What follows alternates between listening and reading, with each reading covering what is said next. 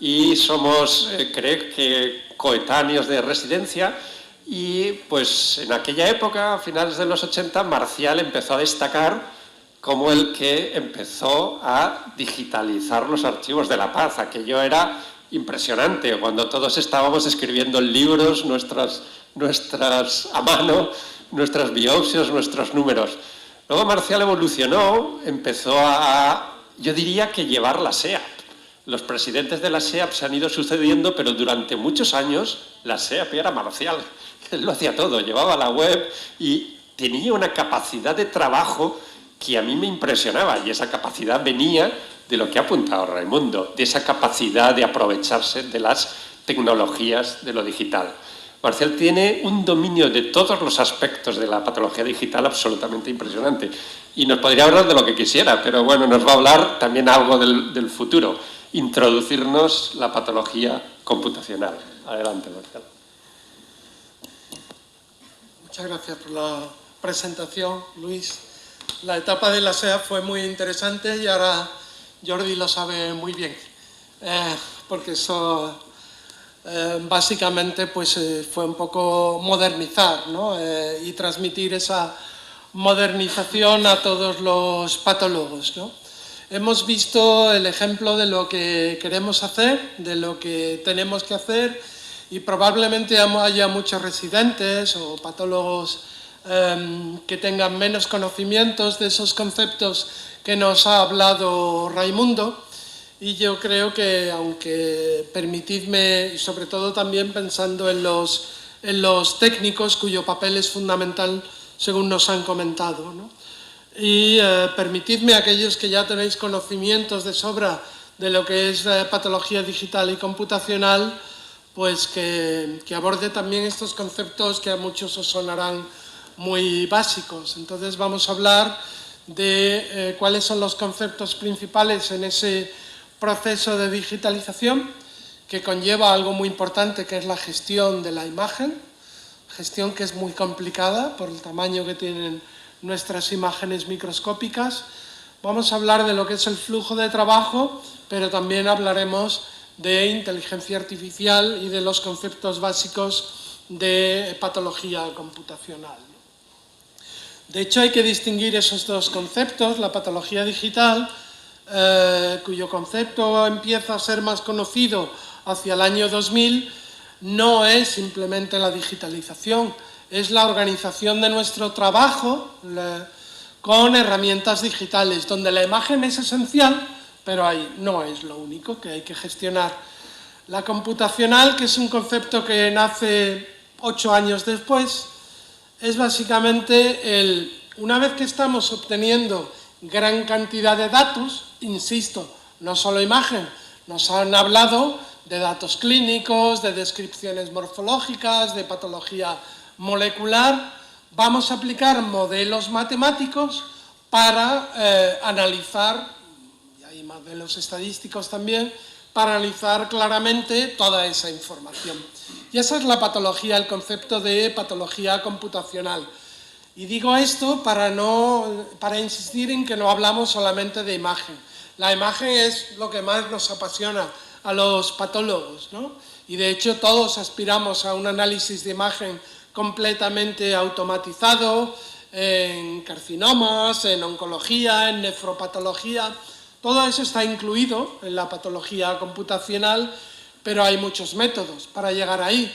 Hay métodos que son simplemente por reglas, hay métodos que son entrenando al sistema, como hacíamos con los sistemas de reconocimiento de voz, que había que hacer un entrenamiento, pero ahora llegan los sistemas más modernos de redes neuronales profundas, donde ni siquiera hace falta ese entrenamiento previo, ¿no? Con lo cual vamos a insistir en los procesos fundamentales que requiere todo lo que nos ha dicho Raimundo. Primero, el proceso de digitalización del dato, de texto y de imagen. Segundo, y muy importante, y qué hace falta para ver bien esas imágenes, para organizar bien todos esos datos. Segundo, hay un componente esencial donde los informáticos juegan un papel fundamental, que es la gestión de todos esos datos, de todas esas imágenes. y por último hablaremos sobre todo de conceptos como Deep Learning, Machine Learning en relación a la patología computacional, ¿no? ¿Qué es lo que necesito? Pues está un poco recogido en el libro blanco de la SEAP de 2015, la parte más tecnológica, cómo tiene que ser el escáner. En eso no vamos a insistir, no nos da tiempo en esta charla, y entre otras cosas porque tenemos la ventaja de tener escáneres en el área de exposición y porque a lo largo de algunas charlas los vais a ver, ¿no? Es muy importante el cambiar los circuitos. El circuito que tenemos diseñado para modelos manual no nos vale cuando implementamos la patología y luego digital, y luego también hacer esos procesos de validación interna cada vez que cambiamos algo en el circuito y, por ejemplo, cambiamos los monitores, pues hay que hacer un proceso de validación de todos los elementos que vayamos a incluir, ¿no? En la digitalización, que es, como digo, sobre todo en la microscópica, es quitarnos de en medio los inconvenientes que tenían las preparaciones convencionales, que se caían al suelo y se rompían, que se extraviaban, que perdían su color. Todos esos inconvenientes ya han desaparecido, como veréis, pero además durante el curso, pero además tiene ventajas adicionales, ¿no? Ventajas como es el que yo pueda tener ahora un panorama de toda la preparación, que pueda saber qué parte de la preparación ya he revisado, una serie de herramientas adicionales que explican por qué nos dice Raimundo que podemos ser más eficientes, por qué podemos aumentar nuestro trabajo. Pues eso es lo que vamos a ver a lo largo del curso, cuáles son esas herramientas que tienen las preparaciones digitales que nos permiten ser más eficientes, ¿no? También es cierto que también hay otra imagen, que es la imagen de vídeo, que poco a poco en las salas de macroscopía ya se están introduciendo, y hay otras imágenes que escaneamos, por ejemplo, de patología molecular y, en definitiva, imágenes de macroscopía. Cuando hablamos de imagen hay que recordar que tenemos que traernos también toda la imagen macroscópica en este circuito, además de la microscópica, ¿no?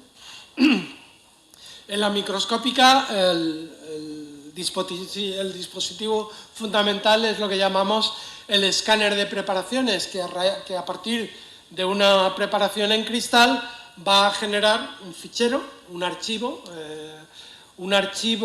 que llamamos preparación digital o WSI, de las siglas en inglés, Whole Slide Image o Imaging, y que está organizado normalmente en un formato piramidal para que cuando yo lo transmito, cuando yo lo comunico a través de una red, no envío todo el fichero, sino que solamente se envía aquello que yo estoy pidiendo. Si yo estoy pidiendo la panorámica, me envía pequeños fragmentos que solamente van a tener una resolución menor, pero si yo introduzco un zoom y quiero ir hacia la base de la imagen, no me envía toda la base, solo me envía los fragmentos, y esa optimización que necesito.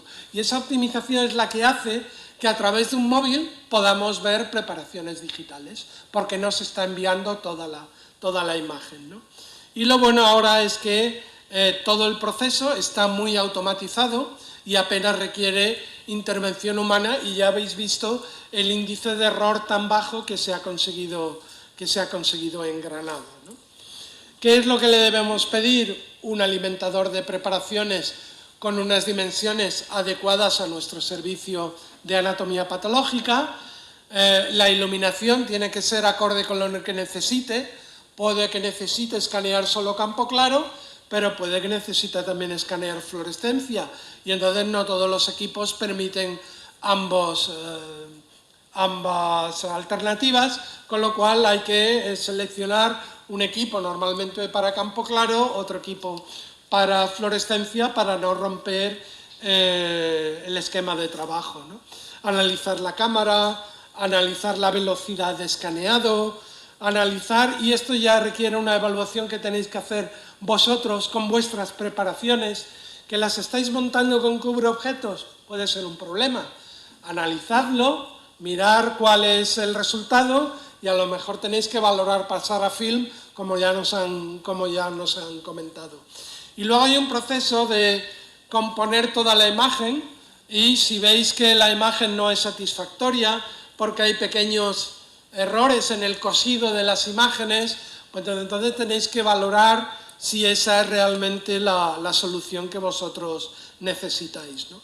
En gestión de imagen es fundamental, porque es lo que nos va a permitir conectar con todos los sistemas, el sistema de información de anatomía patológica, el sistema de macroscopía, la trazabilidad, el sistema de telepatología. Un sistema de patología digital tiene que tener múltiples conexiones que no nos da tiempo a detallar, ¿no?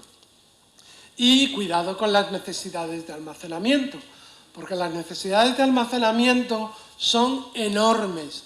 Los informáticos no habían visto tanta hambre por el almacenamiento como tienen los patólogos.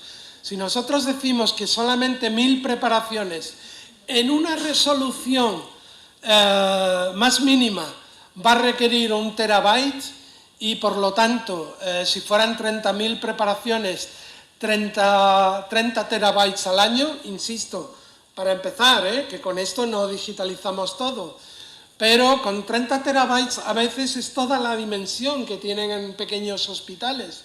Entonces, les decimos, no, mira, realmente vamos a ir a un proyecto donde ya no son terabytes, vamos a cambiar de dimensión y ahora son 1000 terabytes, que es 1 petabyte, pues calculamos que para Andalucía serían unos 6 petabytes al año. Eso, que ahora mismo asusta mucho, o asustaba hace pocos años, pues ya son dimensiones que empiezan a haber soluciones tecnológicas. ¿Por qué? Porque puedes empezar con la parte anónima en la nube, porque puedes empezar a digitalizar y lo que tienes, realmente los casos que están en activo, esos los mantienes en un sistema de almacenamiento más rápido, pero pasas todo el pasivo, esos 6 petabytes luego van a ir creciendo año a año, y entonces pueden estar en un pasivo que no tiene que ser tan caro como los sistemas de almacenamiento. Lo que les proponemos a los informáticos es que busquen soluciones para ese gran crecimiento, que ya lo está viendo, lo tiene Google, lo tiene Amazon, pues que empecemos a aplicar esa tecnología también para anatomía patológica. Pero para eso tenemos que llegar a un acuerdo. ¿En qué formato digitalizamos? Y esa es la discusión en la que ahora mismo estamos con muchas de las empresas. La propuesta es que hay tantos fabricantes de escáneres. Esta lista va cambiando cada año, yo la acabo de actualizar ahora porque han desaparecido algunos fabricantes, ya hemos visto como General Electric, había una casa japonesa muy famosa que era Claro, también han desaparecido, pero van apareciendo nuevos fabricantes. Los chinos están empezando a desmarcarse mucho en el mercado, como KaiBio y otras empresas, y todo esto va a ir cambiando. Pero lo que no puede ser es que cambie el fabricante de escáner y yo tenga que aplicar otro formato en mis imágenes y otro visor, y por eso proponemos el uso de una norma internacional que es DICOM, y poco a poco vamos comenzando a convencer a las empresas de que necesitamos DICOM en anatomía patológica y que todo ese repositorio, gran repositorio, no esté en formatos propietarios, sino está en una norma internacional. Podría ser una solución el que esté en formatos propietarios, pero que nos faciliten algún mecanismo de lo que llamamos dicomización, de conversión a DICOM de forma automática, ¿no?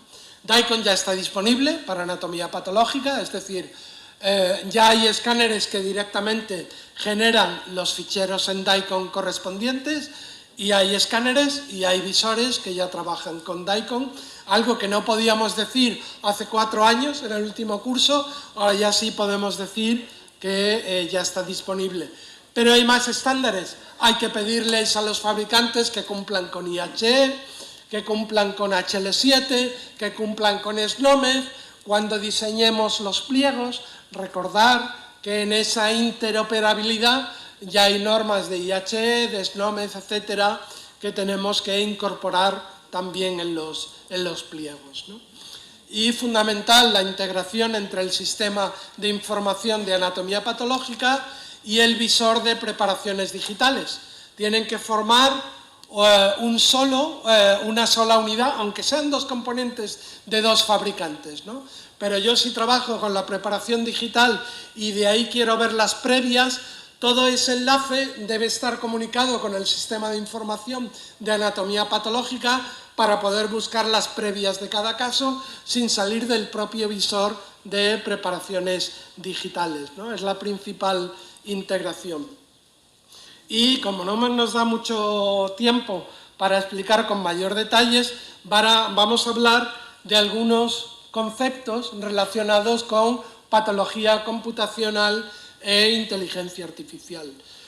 Lo primero es que hay que distinguir entre lo que es inteligencia artificial y otros conceptos como deep learning o machine learning. No es lo mismo.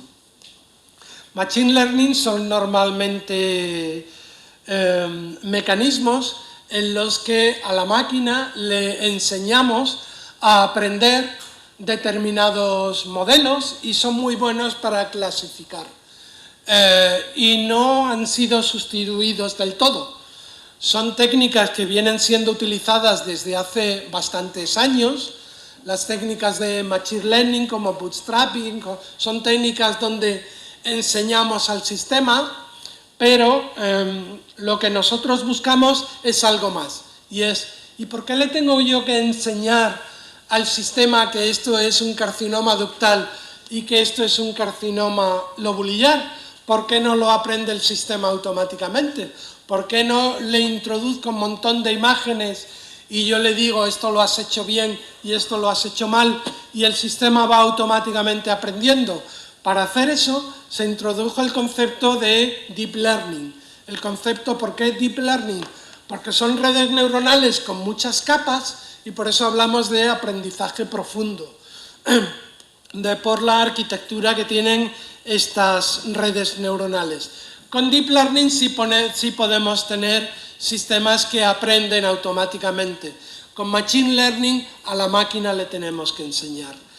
Esto es lo que hemos conseguido ahora, esto es lo que los ejemplos que nos ha comentado Raimundo. Ya es posible que un sistema detecte automáticamente dónde está el cáncer y ya es posible el poder anotar automáticamente, porque ya hay buenos sistemas entrenados en próstata, en cáncer de mama, en varias patologías, pero no en todas, hay mucho trabajo por hacer. Mientras que en comparación con los sistemas anteriores de análisis de imagen automático, yo le tenía que delimitar y decirle al informático, ¿ves? Esto es tumor. Esto es lo que teníamos que hacer antiguamente. Y entonces lo que hacía el informático es buscaba contrastes de colores, contrastes de forma y nos hacía un análisis automático. ¿Qué ocurría? Que en cuanto ya la tinción de hematoxilina era más débil, no funcionaba. Por eso los sistemas de análisis de imagen clásico, que siguen existiendo y tienen su utilidad, pues no pueden ser la solución generalizada. La solución generalizada son los clasificadores basados en Deep Learning porque son capaces de aprender continuamente. También hay que romper mitos, es decir, los sistemas que nos instalan de Deep Learning ahora mismo para próstata y que están disponibles con marcado CE no aprenden continuamente con nuestras imágenes. Han aprendido en un contexto y siguen aprendiendo, pero no en nuestro laboratorio. Para eso tendríamos que abrirlos y ya no tenerlos con marcado CE y entonces ya sí podríamos trabajar con ellos para que aprendan continuamente. ¿Dónde están funcionando muy bien? En inmunistoquímica, para clasificar ER2, para cuantificar Ki67. Por eso Raimundo insiste tanto en que ya están disponibles, ya los tenemos ahí, ¿no?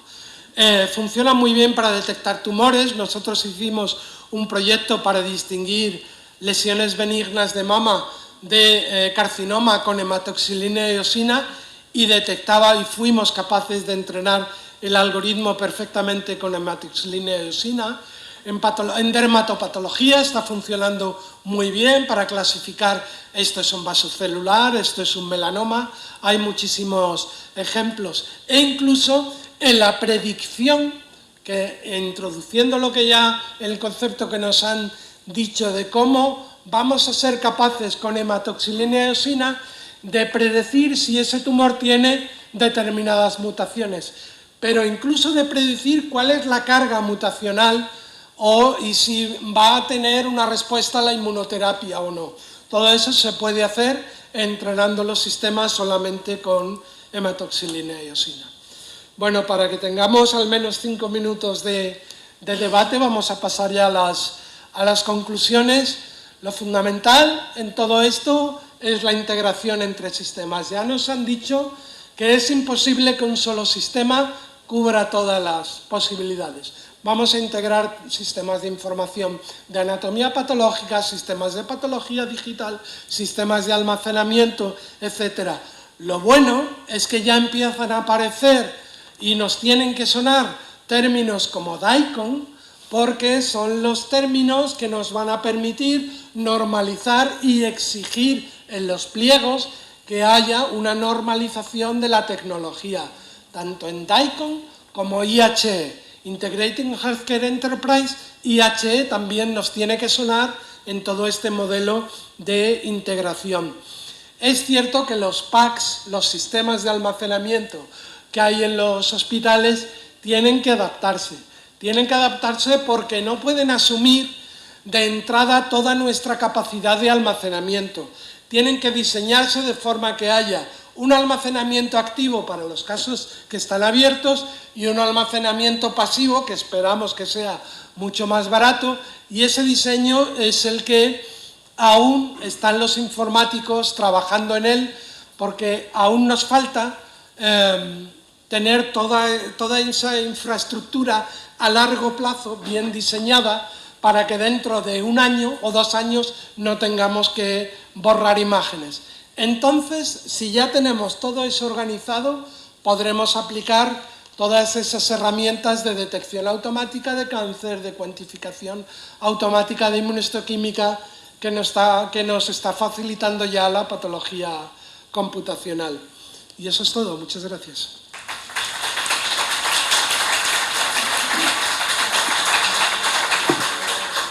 Muchas gracias, Marcial. Has hablado de muchas cosas y yo tendría muchas preguntas que hacer, pero creo que es mejor que veamos si alguien quiere preguntar. Y como veo que no se animan... Ah, vale. Bueno, primero felicitarle por la presentación porque las cosas han sido brutales. Simplemente comentar una cosa, es para ver solo cuál es su percepción de todo esto. Es que muchas veces pues es verdad que Deep Learning ofrece, y en general lo que es el aprendizaje no supervisado y supervised, ofrece una posibilidad de ver cosas que nosotros no podemos ver, ¿no? Pero a la vez nos enfrentamos en un modelo de lo que es una caja negra. Como ya me han comentado, yo es algo que no soy muy partidario porque creo que va un poco contra la naturaleza del patólogo. Vale. El aprender qué es. Entonces, creo que sería importante quizá que los esfuerzos fueran dedicados más a la, digamos, interpretabilidad de lo que los algoritmos de Deep Learning ofrecen, Vale. más que no a... Lo deja ahí, el micrófono lo deja ahí. No, a intentar más algoritmos. No sé cuál es su opinión. Vale. La pregunta para aquellos que estáis en streaming y no lo habéis podido oír es, ¿podemos evitar que los sistemas que tenemos de Deep Learning en anatomía patológica se transformen en una caja negra? Porque lo importante, lo que necesitamos los patólogos es entender por qué nos está diciendo la interpretabilidad, como tú decías, ¿no? ¿Por qué un sistema nos está diciendo que este área tiene mayor probabilidad de tener una mutación en EGFR. ¿Por qué? ¿Cuál es el parámetro morfológico?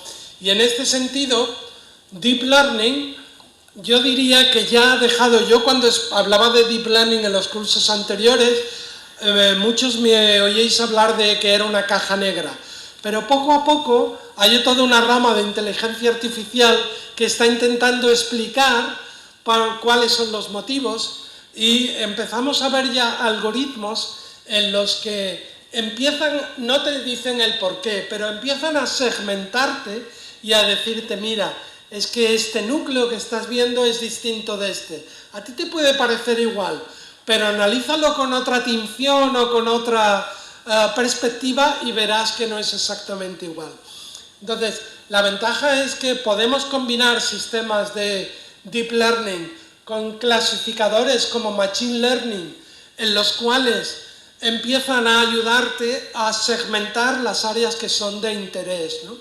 Estoy de acuerdo contigo, no solamente vale que me digas que esto va a tener una mutación, quiero que me expliques cuál es la diferencia. No lo va a hacer automáticamente, pero poco a poco vamos a ir aprendiendo que cosas que parecían iguales no lo son. Lo que pasa es que aún tenemos que descubrir cómo, ¿no? Buscar esas diferencias, ¿no? Muy interesante, gracias por la pregunta. Hola, buenos días. Mi pregunta va por el almacenamiento. ¿Por qué almacenar? A ver, yo me pongo el uso cotidiano. Claro que sería el ideal tenerlo todo guardado. A golpe de clic, tener un apendicitis de hace 10 años. ¿Pero qué sentido tiene eso? ¿Por qué no jugamos solo con aquellos que son interesantes o incluso borrar todo cada vez que hay tiempo y en caso de necesidad echar mano al escáner y volver a escanear? Entonces nos ahorramos todos los teras, los petabytes, etc. Perfecto. Bien. Me niego. Ante todo, me niego. El motivo es fundamental. Nuestra labor no es solamente hacer un diagnóstico, tenemos una labor de custodiar todos aquellos elementos que hemos utilizado para ese diagnóstico. Hasta ahora éramos custodios de unos bloques y de unos cristales, de unas preparaciones en cristal. Ahora vamos a tener que custodiar toda esa información, no en el sentido informático, porque eso va a estar en packs. Y esto quiere decir que si el día de mañana yo necesito entrenar esos sistemas para que distingan apéndices normales de aquellos que tengan un carcinoide automáticamente, yo no voy a poder participar en esos estudios de validación porque ya he borrado todos los apéndices o todos los lipomas. Entonces, uno, para lo que es el diagnóstico y cumpliendo con la legislación que te dice, si tú has diagnosticado en digital, tendrás que guardar todo lo que sea la historia clínica, al menos 5 años, teóricamente bastaría, pero en previsión de que pueda haber posibles conceptos, al final las recomendaciones legales suelen ser casi en torno a los 10 años, bien, podríamos tener primero el problema legal de que necesito almacenarlo al menos 10 años. Pero el segundo motivo por el que me niego es el motivo de, y entonces yo no voy a poder participar en futuros estudios porque quité todo lo que me parecía que no era interesante.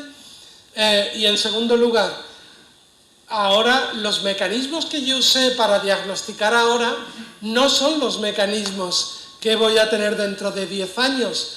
Entonces, si yo ya aplico mis criterios de ahora para borrar, ya estoy introduciendo un sesgo de algo que yo no sé cómo va a ser la patología dentro de 10 años, ¿no? Por muchos motivos yo me niego a que cuando diseñemos un sistema de patología digital haya que pensar que haya que borrar esas imágenes. Nos pasamos ya un poquito de tiempo, pero yo creo que esto está vinculado a otra de las cosas que echaba de menos y es que hablaras más de DICOM. Porque, aunque ya sabes que yo siempre he sido reticente al DICOM, en este momento no lo soy. Y yo creo que el problema que tenemos es que tenemos un estándar, que es JPG. comprimimos nuestras imágenes con JPG y eso hace que sean compatibles. Pero JPG es un sistema de compresión de los años 80, altamente ineficiente. No podemos aplicar sistemas mejores porque no son compatibles. En cuanto tengamos de verdad DICOM, podremos mejorar nuestros algoritmos. Y esto es lo que me gustaría que dieras tu opinión al respecto. No, estoy de acuerdo. A ver, DICOM lo que hace es estructurar la información y luego tú le puedes aplicar compresión JP, puede ser, pero también existen Philips, la compresión de Philips, la compresión JPEG 2000, existen métodos de compresión muy eficientes. Yo recuerdo General Electric, una de las cosas tan eficientes que tenían en sus sistemas era la compresión de imagen. Eso no nos lo podemos perder, pero claro, esos sistemas, si los aplicáramos tal y cual, el de General Electric, el de Philips, nos obliga a que todos tengamos visores que solamente puedan ver esas imágenes.